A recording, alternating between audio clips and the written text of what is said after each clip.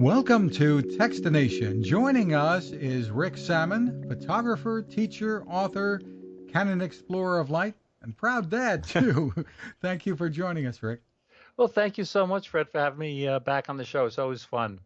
What we're going to talk about is a brand new book that you've created with your wife, Susan. Yes. And so this is not the first time you've done a book like this, but Yeah, we're doing these road trip books. The first one we did was on Route 66, which was a ton of fun. We did that twice, got all the material to do the book. But the Oregon coast, we've been there 5 times. And this book is about, where to take the pictures, of course, but it's also about where to stay, where to eat, where to have fun. We give you a schedule, an itinerary, a map, or lots of maps, actually. So it's all good fun. it's called the Oregon Coast Photo Road Trip. And as you said, the subtitle is How to Eat, Stay, Play, and Shoot Like a Pro. Right. And I have to mention this right at the start. You have a really terrific dedication in the book to really another photographer. In this case, it's Alex Morley. Tell us about that. Yes. Well, this is how I learned about the Oregon coast about 10 years ago. We were on a workshop. He came on one of my workshops. He's a doctor in Bosque del Apache, New Mexico. We were there to photograph the birds in November. And we're at this long table, Fred. And at the end of the table, he's sitting there and he's showing pictures of the Oregon coast on his phone to someone down there. Anyway, he's like at the end of the table, the long table, and the colors were popping, though, just blasting off his phone. So I got up and I walked down and I said, "Hey, where were those pictures taken?" And he said, "On the Oregon coast." Well, to make a long story short, we became friends. And the next year, Alex and I were co-leading a workshop on the Oregon coast. That's really awesome. Yeah, And he's amazing. He loves the Oregon coast. It's like his backyard. I do Rick's backyard workshops. He does he does the Oregon coast workshops, which is like his backyard. how awesome is that? Now, Yeah. you've got you've fallen in love with the Oregon coast too, obviously from this book, you and Susan. So give us a bit of an overview of what people are going to find in this book. Well, they're going to find a lot of digital SLR photographs and mirrorless photographs, and they're going to find a lot of iPhone photographs. And Susan is amazing with the iPhone. I'm there with my tripod, and when I'm teaching a workshop, most of the pictures were taken on workshops. We're setting up our tripods, our expensive cameras, getting the lenses, putting ND neutral density filters on the on the lenses so we could get that blurred water effect. And Susan's walking around with her iPhone getting, amazing pictures. And, people will be hard pressed to tell which of the pictures in the book were taken with an iPhone and which were taken with a digital SLR or a mirrorless camera in some cases. Like in low light, as you know, Fred, the iPhone, the pictures get a little noisy. You can't blur the water as much. You can't put on the telephoto lens. But for a lot of the shots, you're not going to be able to tell the difference, which is kind of cool. Really amazing. And as you and others often say, the best camera is the one you've got with you, right? Yes, that's for sure. That's for sure. I'm not switching. I'm still in love with my. Actually, I've been using the Canon EOS R lately, which is amazing. Are you mirrorless yet? I've looked at a wide variety, but yes, we use mirrorless and the more traditional digital SLR as well. Well, you know what? A lot of people say, "Oh, you switched to digital because it's smaller and lighter." Well, yes, it's smaller and lighter, but I think the big advantage now is the electronic viewfinder, where you can see, the live histogram. How amazing is that? You can see your exposure compensation. You can see your white balance.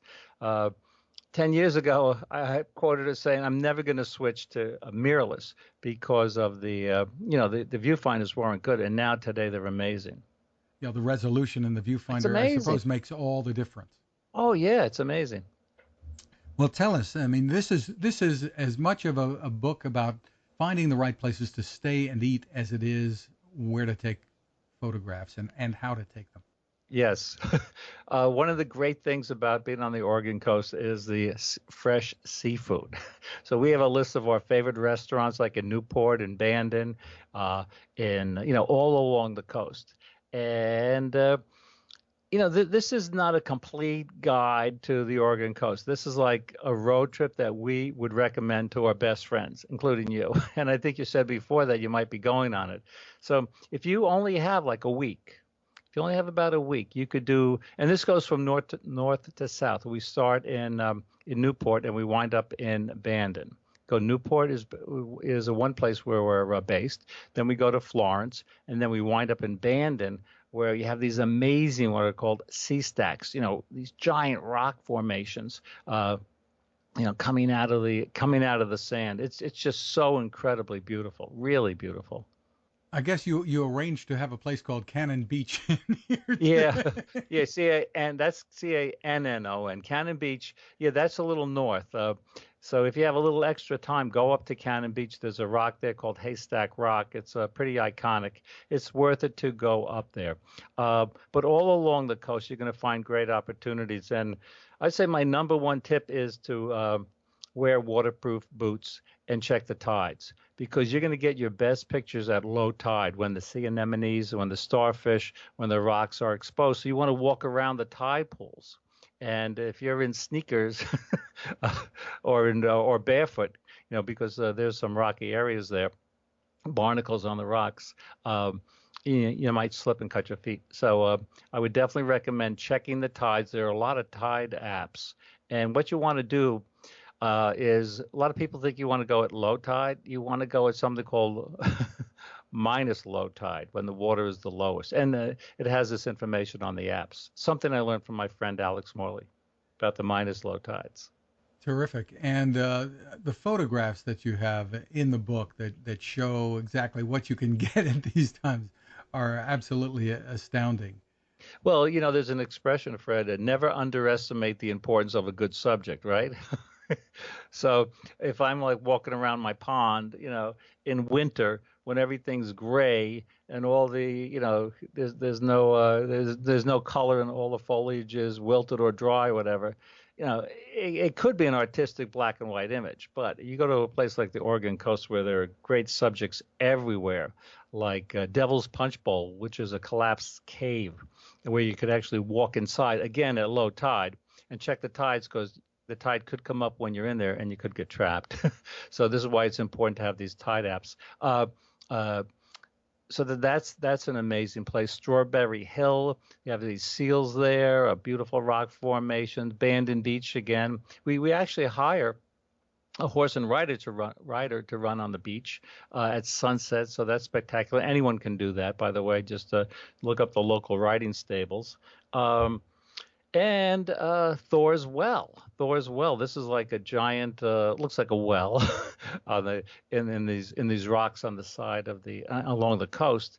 And when the tide comes in, it fills up, and then when the tide goes out, the water, recedes, and it's just beautiful to photograph the tide coming in, the water coming in and out at slow shutter speeds. In addition to all of this natural beauty, you remind people to take pictures of other people, even of themselves. Oh yeah. Well, there's an expression, if you're not having fun, you're doing something wrong. And I think it might have been Groucho Marx who said it, but I'm not sure. But, you've known me for a long time. I like to make learning fun. I like to make my workshops fun. I like to make my seminars fun. And the more fun you have, the more fun the people around you will have. So we go to places like, the restaurants, and we take pictures of the people. We take pictures of the people cooking, live crabs and the stuff like that.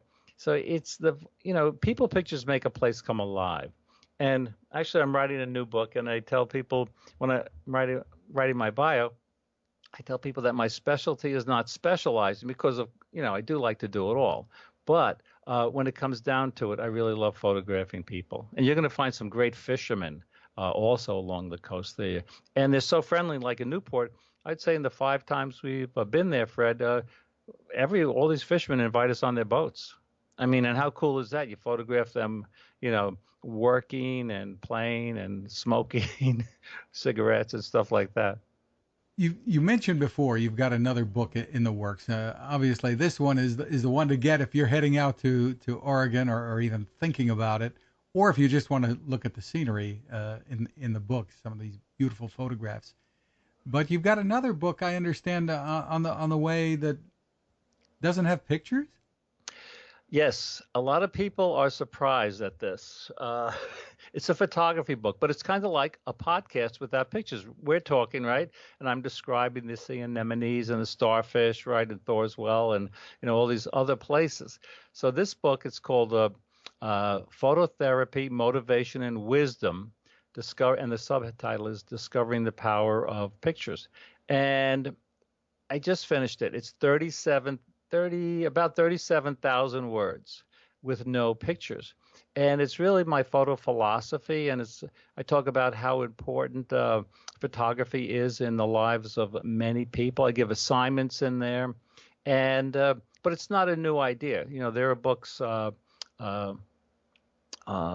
there are a lot of books out there on creative subjects with no pictures in them. Like I have a book on magic, right? And there's not a single magic trick in the book, but it talks about how you can trick the audience.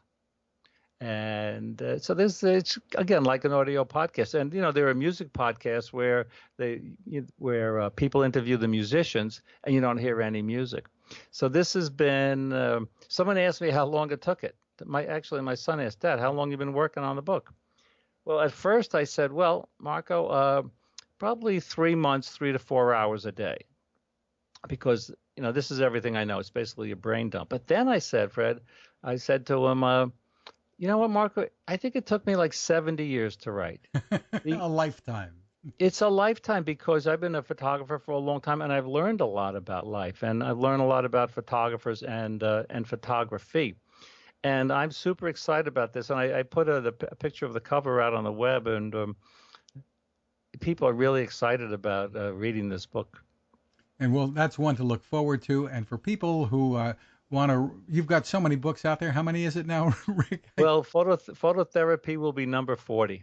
It's like Opus 40, like Beethoven, like they wrote all these pieces. This is like Opus 40, which was going to be the subtitle too. 40 books. And the one that we've been talking about primarily here, once again, is the Oregon Coast Photo Road Trip, How to Eat, Stay, Play, and Shoot Like a Pro. Rick Sammon, thank you so much for taking the time with us. Hey, thank you, Fred. It's always fun. And we're going to get you up here to do some photography soon, up in Croton-on-Hudson, New York. Now this. How many companies out there have continued to innovate when it comes to building a better radio? I'm Fred Fishkin, host of Techstination, and I'm here to tell you about the new CC Skywave SSB radio from the wonderful people at C. Crane. Bob and his crew really love radio, and it shows in this new compact model that is packed with features. Beyond great AM and FM reception and sound, you can tune into shortwave signals from around the world, listen to ham radio operators, aviation, and more. It's the radio you'll turn to every day, and in emergencies. It will run for nearly 3 days on just 2 AA batteries. Pair the sleep timer with the new Soft Speaker 3, and you've got the perfect radio for your nightstand. Of course, it can wake you up too. Click on Crane at Techstination.com and put in the code Techstination for a free flashlight with your order. They love radio, and you'll love C. Crane.